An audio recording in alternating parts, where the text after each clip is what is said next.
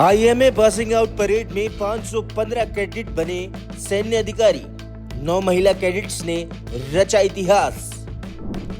देवभूमि में साकार हुए सैकड़ों सपने। आईएमए से निकले भारतीय सेना के नए अधिकारी। वीरों की भूमि उत्तराखंड से सेना को मिले 515 नए अधिकारी। पहली बार शामिल हुई 9 महिलाएं। आईएमए देहरादून की भव्य परेड में गूंजा राष्ट्रीय गौरव। कैडेट्स ने ली देश सेवा की शपथ। परिवारों का सपना बना राष्ट्र का संकल्प। आईएमए से पास आउट हुए 515 कैडेट्स। देहरादून की धरती से निकले नए सैन्य नेतृत्वकर्ता। आईएमए पासिंग आउट परेड बनी ऐतिहासिक। उत्तराखंड को वीरों की भूमि यूं ही नहीं कहा जाता। देवभूमि की इस गौरवशाली पहचान को एक बार फिर भारतीय सेना अकादमी देहरादून में आयोजित पासिंग आउट परेड ने मजबूती प्रदान की है। शनिवार को आयोजित भव्य समारोह में कुल 515 कैडेट्स ने सैन्य अधिकारी के रूप में शपथ लेकर भारतीय सेना में अपना गौरवपूर्ण सफर की शुरुआत की। इस ऐतिहासिक अवसर की सबसे विशेष बात ये रही कि पहली बार 9 महिला कैडेट्स ने भी सफल प्रशिक्षण के बाद सैन्य अधिकारी के रूप में शपथ ली।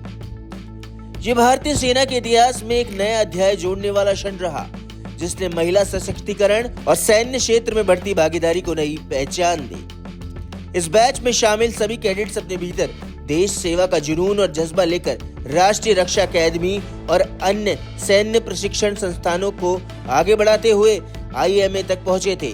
सालों की कठिन मेहनत, अनुशासन, त्याग और समर्पण के बाद अब ये युवा अधिकारी देश की सुरक्षा और सम्मान की जिम्मेदारी निभाने के लिए पूरी तरह तैयार हैं। देवभूमि उत्तराखंड का सेना से संबंध बेहद गहरा और भावनात्मक रहा है। राज्य का लगभग हर परिवार प्रत्यक्ष या अप्रत्यक्ष रूप से भारतीय सेना से जुड़ा है। यही कारण है कि यहाँ के लोगों के दिल में सैनिकों और सेना के प्रति विशेष सम्मान और आत्मीयता देखने को मिलती है। उत्तराखंड के गांवों से लेकर शहरों तक सैन्य सेवा को केवल एक पेशा नहीं बल्कि गौरव और राष्ट्र सेवा का माध्यम माना जाता है। आईएमए की इस पासिंग आउट परेड ने न केवल सैन्य अधिकारियों को भारतीय सेना को नहीं सौंपा बल्कि सैकड़ों परिवारों के सपने को भी साकार किया।